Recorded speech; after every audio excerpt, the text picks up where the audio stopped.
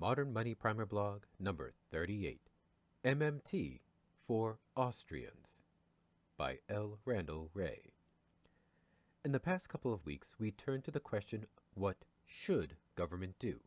And last week, we discussed the concept of the public purpose. Clearly, we want the economy to do a lot of things for us, and the non-government sectors can accomplish much of that. Some of the non-government provisioning is non-monetary, outside markets. For example, the unpaid work within the family. Much is provided from the monetary production economy, the part of the economy in which production begins with money in order to end up with more money. Some readers will recognize the source of that, and we'll have more to say in a few weeks. But while non-monetary plus monetary production by the non-government sectors can accomplish a lot, they cannot provide everything we want. It can even be argued that as societies become richer and more developed, some even use the term advanced, but that can be invidious. We develop higher order needs and wants. I do not want to go into this here, but it could be argued that in moving from, say, a tribal society to a monetary capitalist society, we will need much more provisioning from the center precisely because less will and can be done by kinship organizations. To put it simply, moving to a monetary economy inevitably puts more responsibility on the issuer of the money, the sovereign government. It is in a sense a two-pronged fork. Monetary economies advance, creating more higher order wants and needs that can only be satisfied monetarily, and by the government that issues the money. If you look back at our discussion last week of recognized human rights, it might be apparent that we need to look beyond the production within the household and the production by for-profit firms to ensure those rights. In other words, the public purpose may well expand. In addition, if we take account of environmental sustainability considerations, the scope for the public purpose will likely will expand. Those familiar with the work of Karl Polanyi will recognize the relation to the argument about the double movement. Capitalist development creates environmental problems that require a public response. Arguably, the most contentious debate between left and right is over the best way to achieve the public purpose. As I admitted last week, there are some who would go so far as to deny the concept altogether, and perhaps even a greater number who would deny most of the listed human rights. But let us proceed with our discussion, here taking it for granted that there is some recognized public purpose. The point of contention is over the best way to provide for it. Conservatives tend to argue that the government scope should be very narrow, even given agreement on the public purpose.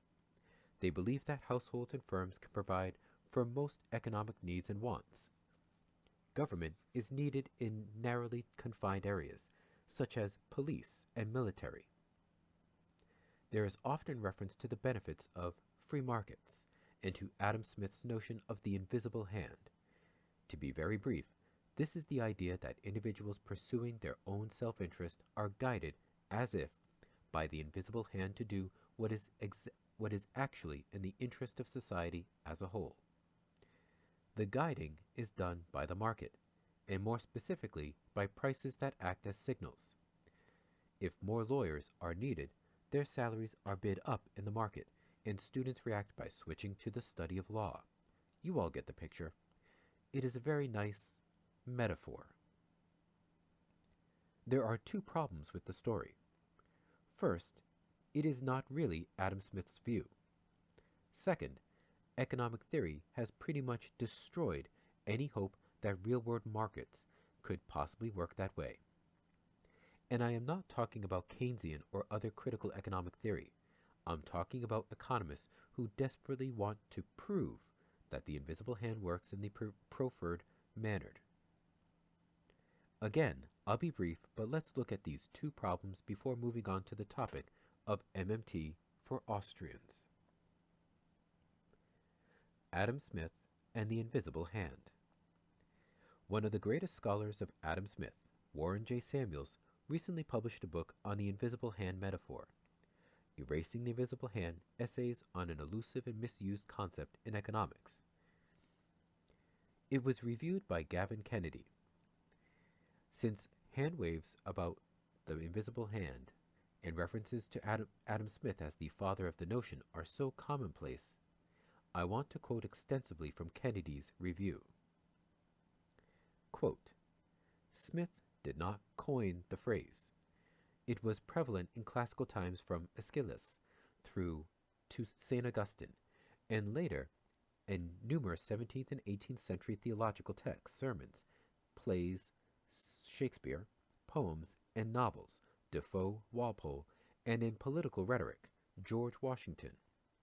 Adam Smith used it only twice as a metaphor in his Theory of Moral Sentiments, 1759, and Wealth of Nations, 1776, and once in his History of Astronomy, 1795, posthumous. After Smith, there was an absence of mentions of the invisible hand metaphor among economists to 1875, and near silence thereafter until it was rediscovered and reinvented into the founding concept of the modern economics from the 1940s. Samuels discusses Adam Smith's supposed use of the invisible hand in his political economy. Samuels' conclusions in Essay 10 are best summarized by his question, "What is left of the invisible hand?" and by his answer, "There is no invisible hand as that term is used in economics." Its continued use must at its base constitute an embarrassment. Almost all uses of the term add nothing to substantive knowledge. Quote, Smith used the metaphor of invisible hand to describe in a more striking and interesting manner their particular objects. It was the absolute mutual dependence of the unfeeling landlord on his serfs, servants, and tenants, no food, no labor, and their mutual dependence on him, no labor, no food, which mutual dependence led him to share his crops with them, unintentionally benefiting humanity through the propagation of the species. Theory, Moral Sentiments, 1759. And it was the insecurity felt by some, but not all, merchant traders that led them to prefer to invest in domestic industry, mentioned 4 times, rather than risk the foreign trade of consumption, Wealth of Nations, 1776. Also, unintentionally benefiting society by adding to domestic revenue and employment. Smith's use, History of Astronomy, 1795, of the invisible hand of Jupiter simply states the pagan beliefs of Romans about their god, Jupiter, whom they believed but never witnessed, cast his lightning bolts at humans. In all 3 cases, it is evident that for Smith the invisible hand does not exist. It is an imaginary figure of speech, and an imagined pagan belief. We cannot see, but we can imagine. We may choose to believe or not to believe. The invisible hand corresponds to nothing in reality. It contributes nothing to knowledge, and is a distraction and a diversion. Samuels. So what we actually see in Smith is use of the invisible hand to discuss the relation of the feudal lord to his peasants.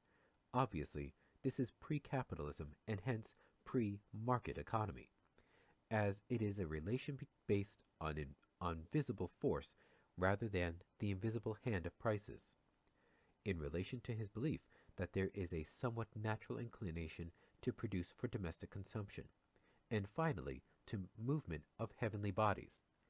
None of these has anything to do with price signals and invisible hands leading to efficient allocations of scarce resources.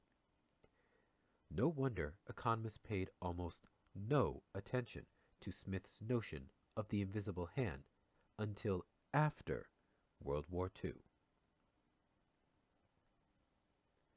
Post-war developments in general equilibrium theory. To be sure, there had been an attempt from the 1870s to demonstrate the idea that markets would tend to generate a general equilibrium, even if it did not refer to Smith or the invisible hand. Discussion of this topic can get quite difficult, but what conservative economists wanted to show is that demand and supply for all produced goods and services could be brought into equilibrium by flexible prices and wages. If every market is in equilibrium, where demand equals supply, we call that a general equilibrium. I am simplifying, but this is good enough for now. In any case, it turns out to be a very difficult thing to show, and believe it or not, requires higher mathematics. Indeed, it is so complex that proof of the existence of general equilibrium was not accomplished until the 1950s, some 80 years after the project began, and even then the results were extremely disappointing. First, the conditions required to demonstrate existence of equilibrium, technically a vector of relative prices that eliminate excess demand in every market, require a very simple and unrealistic world. For our purposes, it is relevant to note that the hypothesized world would never use money. Students of economics also know it requires no time, no uncertainty, a Walrasian auctioneer, and so on. Essentially, you contract at birth for all transactions you will ever make over your entire life, with perfect certainty and no regrets. Second, it turned out that the equilibrium is neither unique nor stable. Indeed, it turns out that there are many equilibria, perhaps an infinite number, and we cannot say that any one is better than any other. And if we do not happen to be in equilibrium, market forces will not move us to one of the equilibria. Pretty darn disappointing, since the whole claim was that free markets would move us to equilibrium with prices signaling how best to allocate resources. They won't. At least, we cannot demonstrate that they will. The invisible hand is completely impotent. Might as well have a dictator, or a dictatorship of the proletariat, or a coin toss, or winner take all, or any other method of trying to allocate resources. We cannot show that markets would do a better job. Anyone who tells you that economics shows that the invisible hand works is a fool or a liar or confused. Plain and simple, rigorous economic theory shows no such thing. In 1926, Keynes wrote a great essay on the end of laissez-faire. I won't go through it in detail, but what he argued is that no economist had ever accepted the notion that the free market works. He said that only political ideologues pushed that idea, an idea he thoroughly destroyed in his essay. However, in the last third of the essay he tried and failed to produce an alternative view. It took him 10 years until 1936 to create the alternative, what became the general theory. It wasn't until he formulated his theory of effective demand and addressed the special properties of money that he could counter the free market ideology. Now, why did I devote so much space to the discussion of the invisible hand? Because so many free market marketeers rely on the notion and on the supposed authority of Adam Smith to push their ideological agenda. To be clear, the inability to demonstrate that an invisible hand works does not settle the issue. It does not in any way prove that big government is better than small government. It does not prove that the best way to ensure the public purpose is to rely on government rather than markets. And it does not demonstrate that we should adopt an expansive, progressive view of the public purpose. But it does make one highly skeptical of invisible hand waves about free markets. Yet, it must be admitted that in truth, economics alone cannot answer those questions. Let us now return to the topic at hand. Can an Austrian adopt MMT? MMT for Austrians. I am using Austrians as an example of those who prefer a narrow view of the public purpose and who believe that free markets can accomplish most of the public purpose. Hence, the role for the government should be quite limited. Obviously, Austrians are not the only conservatives who adopt these views. However, they provide a reasonably consistent and coherent alternative to both orthodox and heterodox approaches to economics. Some include Austrians within heterodoxy, and there are some affinities on topics like time, expectations, and uncertainty. While I recognize similarities on those dimensions, most of the rest of heterodoxy accepts elements of Keynesianism, institutionalist, and/or Marxist thought that are anathema to Austrians. Hence, I put Austrians in their own camp. For the purposes of the discussion that follows, this is not really important. Austrian views on government are well known. Further, Austrians are frequent commentators on MMT blogs, and many have asked whether Austrians can accept MMT.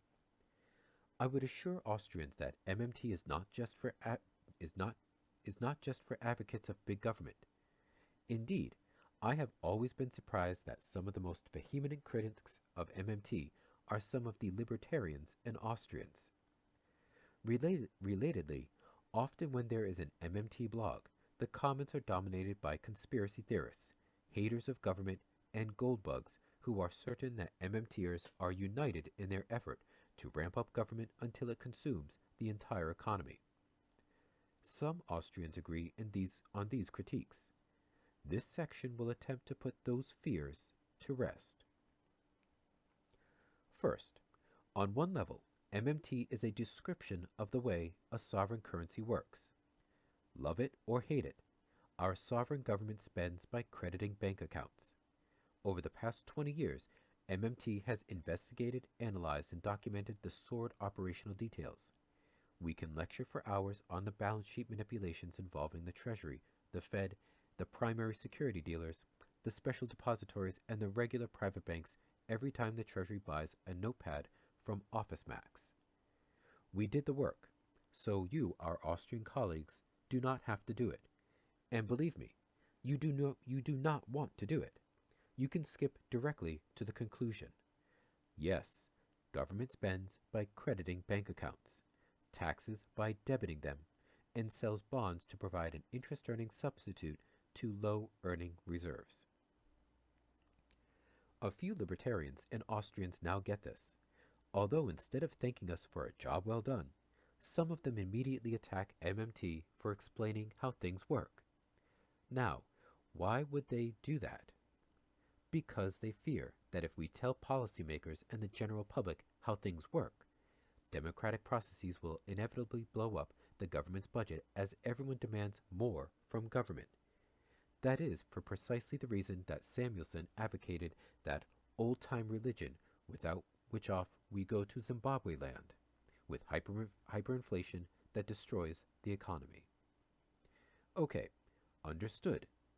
But MMTers fear inflation too. Indeed, price stability has always been one of the two key missions of UMKC's Center for Full Employment and Price Stability. I note that my friend Edward Harrison has long published MMT at his own blog, even as he vocally disagrees with many of us on the role of government. So there are exceptions who recognize that MMT is useful for economists of all persuasions. To be sure, many libertarians and Austrians believe that the only foolproof method for avoiding inflation is to go back to gold. Again, fine, but don't criticize our labor buffer stock scheme for its political infeasibility. Going back to the gold standard is even less likely. I'd place my bet on socialist sharing of undergarments as more likely than a return to gold. Anyway, we also do not want black helicopters flying around dropping bags of cash. And we also oppose government pump priming demand stimulus. The libertarians and Austrians and even Milton Friedman are correct in their argument that this would generate inflation. Come to think of it, MMTers have more in common with Austrians than with military Keynesianism that supposes that high enough spending on the defense sector will cause full employment to trickle down. Most MMTers believe we'd get intolerable inflation before the jobs trickle down to Harlem. In any case, it is true that there is a second level to MMT. We use our understanding of the way money works to bring rational analysis to government policy making. Since involuntary default is literally impossible for a sovereign government, we quickly move beyond fears about government deficits and debts, and debt ratios and all the other nonsense that currently grips Washington. Can we afford full employment? Yes. Can we afford Social Security? Yes. Can we afford to put wine in all the drinking fountains? Yes. The problem is not, cannot be, about affordability. It is about resources. Unemployment is easy. By definition, someone who is unemployed is available to hire, so government can put them to work. See the next blog series for a plan. Social Security is a little more difficult. Can we move enough resources to the aged, plus their dependents and people with disabilities, so that they can enjoy a comfortable American-style life? On all reasonable projections of demographics and U.S. ability to produce, the answer is yes. The projections could turn out to be wrong, but if they do, affordability still will not be the problem. It will be a resource problem. Finally, wine in the drinking fountains. There probably is not enough fine wine, but we could probably fill all the drinking fountains with cheap French wine. If we run out, Missouri can fill the gap. For those who do not happen to live in the U.S. Midwest, the big M.O. before Prohibition was second only to New York in wine production. Again, it is a resource problem, and if we convert the American and Canadian prairies to wine production, we could even resolve that one. Perhaps the most important policy pushed by most MMTers is the job guarantee, employer of last resort proposal. This provides a federal government-funded job to anyone who wants to work, at a uniform basic compensation, wages plus benefits. Many of our libertarian Austrian fellow travelers seem to hate this program. Again, for unfathomable reasons. I suspect that they have misinterpreted this to be some kind of big government, big brother program based on a weird combination of force plus welfare. The claim is simultaneously that it forces everyone to work and that it also pays everyone for not working. Actually, it is a purely voluntary program, only for those who want to work. Those who will not work cannot participate. Libertarians and Austrians ought to love it. It is not Big Brother. It is not even big government. The jobs do not have to be provided by government at all. No one has to take a job. It is consistent with, I think, the most cherished norms of freedom-loving libertarians and Austrians. So to sum up, 1. MMT is consistent with any size of government. It can be a small libertarian government if desired, but it issues a sovereign floating currency. It supports the currency by imposing a tax payable in that currency. 2. Job guarantee, employer of last resort, is also consistent with any size of government. If you want a big private sector and small government sector, keep taxes and government spending low. That frees up resources to be used by the big private sector. But you will need the job guarantee, employer of last resort, to take up the labor resources the private sector cannot fully employ. 3. The job guarantee, employer of last resort, can be as decentralized as desired. I think there are massive incentive problems if you have federal government pay wages of for-profit firms. So I would have federal government pay the wages in the program, but have the jobs actually created and managed by not-for-profits, local government, maybe state government, maybe only as a final last resort to the federal government.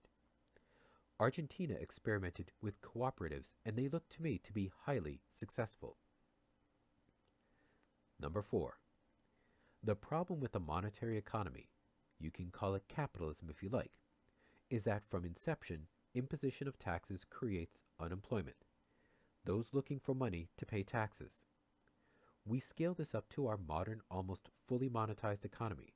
You need money just to eat, watch TV, play on cell phones, etc. And we get everyone looking for money, and not just to pay taxes. It is a sheer folly to then force the private sector to solve the unemployment problem created by the government's tax. The private sector alone will never has, provide full employment. The employer of last resort, job guarantee, is a logical and empirical necessity to support the private sector. It is a complement, not a substitute for private sector employment. Number 5. How can the belief that all ought to work and contribute to society rather than lay about and collect welfare be called socialism? How can the offer of paid work be called slavery or fascism? It merely offers paid work for those who want to work, to contribute to society. It enhances choice and freedom.